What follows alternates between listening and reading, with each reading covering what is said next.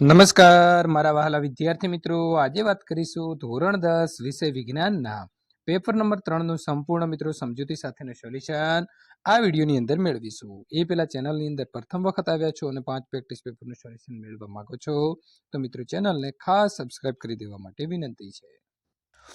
વિદ્યાર્થી મિત્રો, તમામ વિષયના પેપર સોલ્યુશન મેળવવા માટે નીચે ડિસ્ક્રિપ્શનની અંદર આપેલી જે લિંક છે તેના ઉપર ક્લિક કરી અને તમારા મનગમતા વિષયનું સોલ્યુશન મેળવી શકશો. હવે વાત કરીશું પ્રશ્નપત્ર નંબર 3ના બીનું સોલ્યુશન. પ્રશ્ન ક્રમ નંબર 25 થી 37 પૈકી કોઈ પણ 9 પ્રશ્નોના મિત્રો તમારે 40 થી 50 શબ્દોની મર્યાદામાં જવાબ આપવાના રહેશે. પ્રત્યેકના 2 ગુણ રહેશે અને વિભાગ બી 18 ગુણનો રહેશે. પ્રશ્ન નંબર 25, નીચેના વાયુઓ માટે લાક્ષણિક સૂત્ર આપો. તો CO2 અને મિત્રો NO2 અહીં આપ્યા છે. તો જવાબ લખીશું. પહેલું છે C+O2, તો CO2. કોલસાનું સળગવું, કાર્બન ડાયોક્સાઇડ એ ગંધવાળો વાયુ છે. N2+O2, તો મિત્રો NO2 થશે. તો નાઇટ્રોજન ઓક્સાઇડ એ ઠંડો વાયુ છે. પ્રશ્ન નંબર 26, એવી ધાતુનું ઉદાહરણ આપો કે જે ઉષ્માની ઉત્તમ વાહક છે. તો ચાંદી અને કોપર બંને જે છે એ ધાતુઓ ઉષ્માના ઉત્તમ વાહકો છે. છરી વડે આસાનીથી કાપી શકાય. કોને કાપી શકાય મિત્રો? કઈ ધાતુને કાપી શકાય? તો સોડિયમ છે, પોટેશિયમ અને લિથિયમને છરી વડે આસાનીથી કાપી શકાય છે. ત્યાર પછી મિત્રો તફાવત લખવાનો છે. તફાવત તમારે આપવાનો છે. જારક શ્વસન અને અજારક શ્વસન.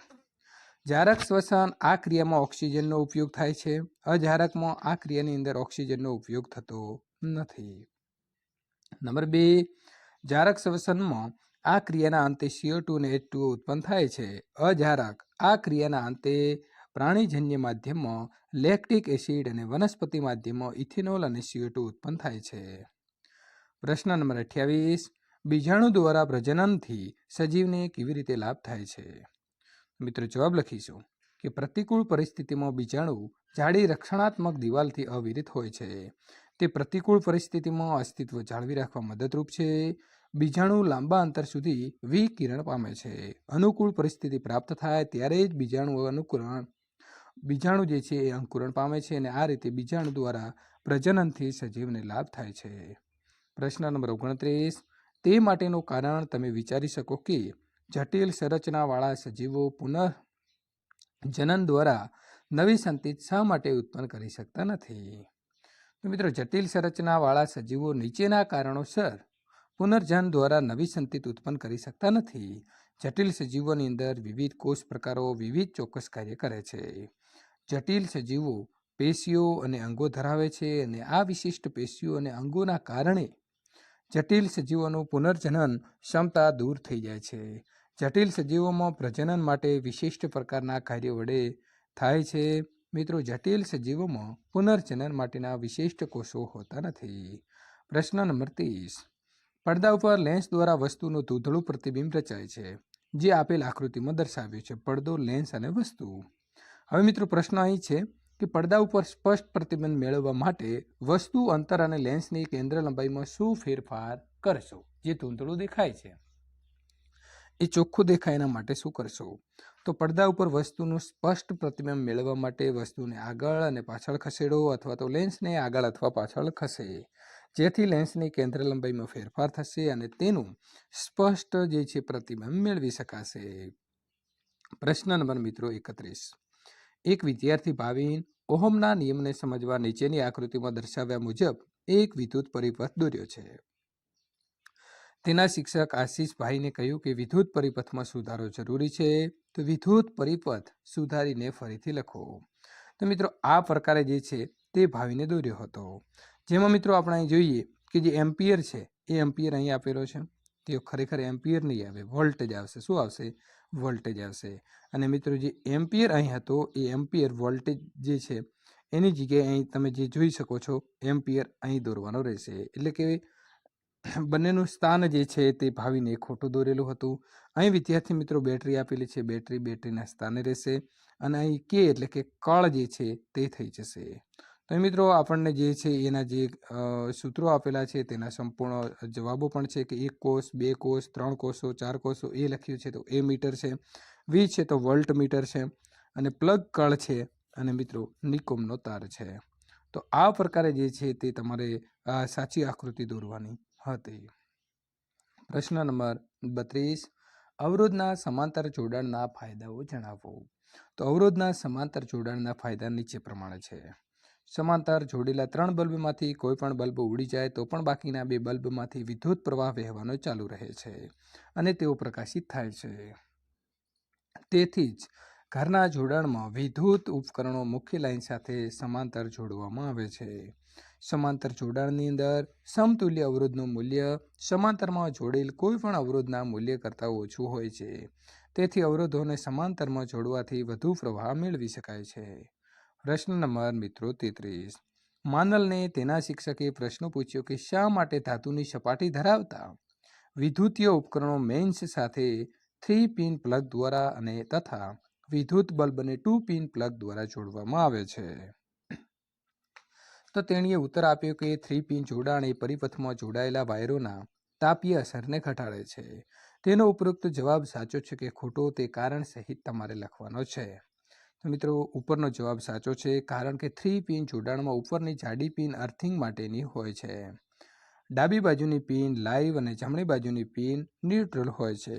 વળી ભીની ત્વચા શુષ્ક ત્વચા કરતાં વીજળીનો વધુ સારો વાહક છે અને આવી સ્થિતિમાં વ્યક્તિને ભયંકર આંચકો લાગી શકે છે, જેથી તે મૃત્યુ પણ પામી શકે છે. અને ત્રીજી પિન અર્થિંગ એ કે જે ખામીયુક્ત સાધનોથી વિદ્યુત આંચકા સામે રક્ષણ પૂરું પાડે છે અને વાયરોની તાપીય અસરને પણ ઘટાડે છે. પ્રશ્ન નંબર મિત્રો 34, બગીચો એ નિવસન તંત્ર છે એવું સાથે કહી શકાય. તો એક વિસ્તારના બધા સજીવો અને પર્યાવરણના જૈવિક ઘટકોની પરસ્પર અનન્ય આંતરક્રિયાઓથી નિવસન તંત્ર રચાય છે. બગીચામાં વિવિધ વનસ્પતિઓ જેવી કે ઘાસ, વૃક્ષ, ગુલાબ, મોગરો, સૂર્યમુખી વગેરે જેવા સપુષ્પી છોડ તેમજ વિવિધ પ્રાણીઓ જેવા કે દેડકા, ખિસકોલી, કાચેડા, કીટકો, પક્ષીઓ વગેરે જોવા મળે છે. બધા સજીવો એકબીજા સાથે સંકળાયેલા હોય છે. તેમની વૃદ્ધિ, પ્રજનન તેમજ અન્ય ક્રિયાઓ અજૈવિક ઘટકો, પ્રકાશ, પવન, પાણી, ભેજ, ખનિજ દ્રવ્યો, ભૂમિ વગેરે દ્વારા અસર પામે છે. આથી બગીચાને નિવસન તંત્ર ગણવામાં આવે છે. પ્રશ્ન નંબર 35, આહાર જાળ એટલે શું? ઉદાહરણ આપી ટૂંકમાં માહિતી આપો. તો સજીવો તેમની ખોરાક એટલે કે આહારની જરૂરિયાત માટે એકબીજા ઉપર આધારિત હોય છે અને આહાર શૃંખલા બનાવે છે. વિવિધ નિવસન તંત્રો પૈકી દરેક નિવસન તંત્ર આગવી આહાર શૃંખલા ધરાવે છે. કુદરતમાં પ્રાણીઓના આહાર સંબંધો સીધી શૃંખલા સ્વરૂપે સમજાવી શકાતા નથી. વિવિધ આહાર શૃંખલાઓની લંબાઈ તેમજ જટિલતામાં ખૂબ જ ભિન્નતા જોવા મળે છે. સામાન્ય રીતે પ્રત્યેક સજીવ 2 અથવા વધારે પ્રકારના સજીવોનો આહાર તરીકે ઉપયોગ કરે. અનેક પ્રકારના સજીવોનો આહાર તે બને છે. ત્યાર પછી મિત્રો પ્રશ્ન છે કે રુધિરનું બેવડું પરિવહન એટલે શું? સમજાવો. મિત્રો બેવડું પરિવહન એટલે શું? તો મનુષ્યના દરેક ચક્ર દરમિયાન રુધિર હૃદયમાંથી 2 વખત પસાર થાય છે. તેને મિત્રો રુધિરનું બેવડું વહન કહે છે. બેવડું એટલે 2 વખત. વિવિધ અંગોમાંથી એકત્ર થતું ઓક્સિજન વિહીન રુધિર અંતે મહાશિરા દ્વારા જમણા કર્ણકમાં આવે છે. ત્યાંથી જમણા ક્ષેપક દ્વારા રુધિર ફેફસામાં લઈ જવામાં આવે છે અને ફેફસામાંથી ઓક્સિજન યુક્ત રુધિર ડાબા કર્ણકથી ડાબા ક્ષેપક અને અંતે મહાધમની દ્વારા અંગો તરફ જાય છે. મનુષ્ય શરીરની વધુ ઉર્જાની જરૂરિયાત માટે ઓક્સિજનનો વધુ કાર્યદક્ષ પુરવઠો શરીરને પૂરો પાડવા હેતુ પરિવહન જરૂરી છે. પ્રશ્ન નંબર મિત્રો 37, આપણા ઘરમાં આપણે 2 જુદા જુદા પ્રવાહ રેટિંગવાળા પાવર સપ્લાયનો ઉપયોગ કરીએ છીએ. શા માટે? જવાબ છે મિત્રો કે દરેક વિદ્યુત ઉપકરણનું પોતાનું આગવું રેટિંગ હોય છે અને તે મુજબ તે પાવર સપ્લાયમાંથી પાવર ખેંચીને કાર્ય કરે છે. દરેક ઘરમાં ઓવરલોડિંગ અને શોર્ટ સર્કિટિંગ ટાળવા માટે 2 અલગ એવા સ્વતંત્ર વિદ્યુત પરિપથોનો ઉપયોગ વિદ્યુત વાયરિંગમાં કરવામાં આવે છે. એક ઊંચા પાવર રેટિંગવાળા ઉપકરણો માટે 15 એમ્પિયરનો પરિપથ અને બીજો નીચા પાવર રેટિંગવાળા ઉપકરણો માટે જેવા કે બલ્બ, ટ્યુબલાઇટ, પંખા વગેરે માટે 5 એમ્પિયરનો પરિપથ. વિદ્યાર્થી મિત્રો, ત્યાર પછી વિભાગ સીનું સોલ્યુશન મેળવવા માટે અહીં આપેલી એન્ડ સ્ક્રીન અથવા નીચે ડિસ્ક્રિપ્શનની અંદર આપેલી લિંક ઉપર ક્લિક કરીને ત્યાંથી તમે આગળનું સોલ્યુશન મેળવી શકો છો. વિડીયો ગમ્યો હોય તો લાઇક કરી તમારા મિત્રો સુધી શેર કરવાનું ભૂલશો નહીં.